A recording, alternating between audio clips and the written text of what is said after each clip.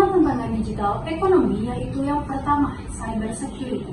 Salah satu bentuk serangan cyber ini adalah ransomware yang dapat merusak website yang bergerak di bidang perekonomian digital.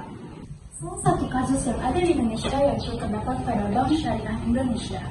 Ransomware menyerang server Bank Syariah Indonesia pada tahun 2023. Dampak ini membuat para nasabah tidak dapat mengakses aplikasi mobile banking selama 5 hari.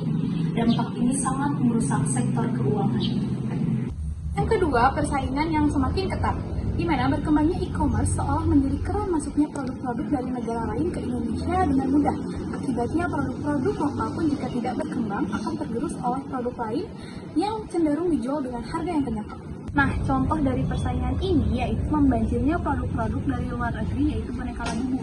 Hayo, pasti teman-teman di sini nggak asing mendengarnya kan? Nah, boneka Labubu ini ternyata berasal dari Hong Kong yang mana sekarang sudah dijual di e-commerce Indonesia. Banyak orang-orang Indonesia pergi ke luar negeri hanya untuk berburu boneka Labubu atau membuat just tip. Karena harga boneka Labubu di sana cenderung lebih murah daripada harga boneka Labubu di Indonesia. Ketiga, pembangunan sumber daya manusia ialah mengenai sumber daya manusia. Salah satu pemecahannya ialah pemerintah lagi-lagi harus bekerja sama dalam mengedukasi masyarakat. Contohnya, kesenjangan keterampilan digital. Perusahaan digital seringkali kesulitan menemukan tenaga kerja dengan keterampilan yang sesuai seperti data. Yang keempat, ketersediaan akses internet yang mumpuni. Adanya infrastruktur menjadi poin penting dalam ketersediaan akses internet di seluruh wilayah.